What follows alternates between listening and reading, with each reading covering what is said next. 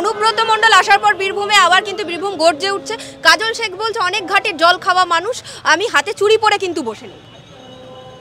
কাজল শেখরা প্রথমত মহিলাদের যারা চুড়ি পরে থাকেন, যারা চুড়ি পরে জীবনের সমস্ত কঠিন কাজ করেন, তাদেরকে কাজল শেখরা কী চোখে দেখে বোঝা গেল এক।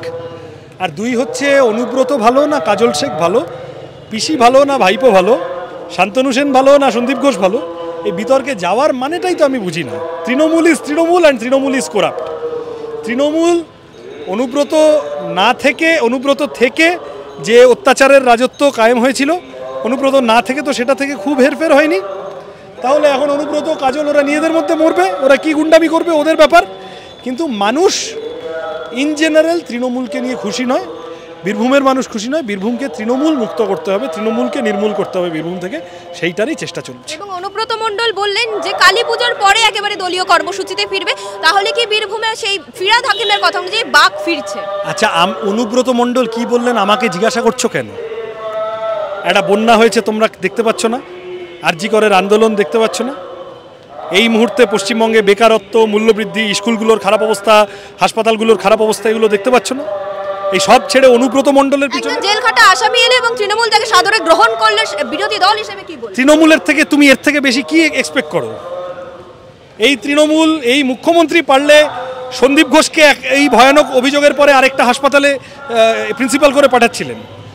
তো এই ভয়ানক ঘটনার পরে যারা সন্দীপ ঘোষকে প্রোটেক্ট করতে পারে, অনুব্রত তো তাদের কাছে অনেক ছোট বিষয়। তাই তৃণমূল এটা করবে এবং অনুব্রত মণ্ডলরা এইসব বলবে, তা আমাদের রিয়াক্ট করার কি আছে? বলবে ওর কাজ করেছে। মানুষ ইন জেনারেল তৃণমূলের এই ব্যবস্থাটার বিরুদ্ধে, এই যে দুর্নীতি, দুষ্কৃতি, পুলিশ নেক্সাস, এর বিরুদ্ধে মানুষ ক্ষেপে উঠছে। এই মানুষের ইস্যু নিয়ে আলোচনা করি চলো।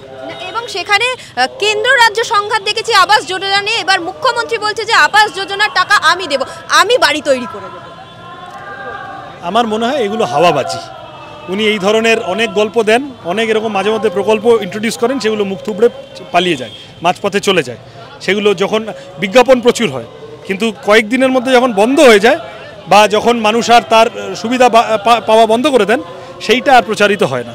এরকম অজস্র প্রকল্প আছে। ফলত এইটা বলেছেন, আরে আবাস যোজনা দিল্লি থেকে যে টাকা আসে, সেই টাকাটা তৃণমূলের লোকেরা চুরি না করলেই এই টাকা আর নতুন করে এখন করে দেবো করা হতো না, করে দেবো করতে বলতে হতো না। আমার ধারণা এটাও আর একটা ব্লাফবাজি হয়েছে। এবং লাস্ট প্রশ্ন করবো সৃজন দা, সেখানে কিন্তু আজকে আবারও মেল করেছে জুনিয়র ডক্টররা। তাদের যে দাবি ছিল যে থ্রেড কালচারের বিরুদ্ধে এবং ছাত্র সংসদ করতে হবে, নির্বাচন করতে হবে, সেই এই যে বারবার মেল করছে, মানে প্রশাসন তো কোনো রকম। জুনিয়র ডাক্তাররা এইটা বলছে কেন ছাত্র সংসদ করতে হবে?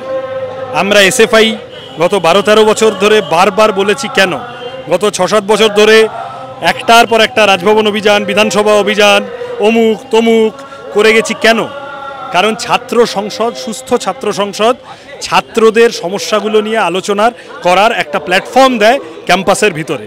আর ছাত্র সংসদ যদি বিরূপাক্ষ অভিজ্ঞদের হাতে পড়ে যায়, থ্রেড কালচার বাহিনীর হাতে পড়ে যায়, এবং এ তো শুধু মেডিকেল কলেজের বিষয় না, তৃণমূল যে কলেজে টিএমসিপি আছে সেই কলেজেই থ্রেড কালচার আছে।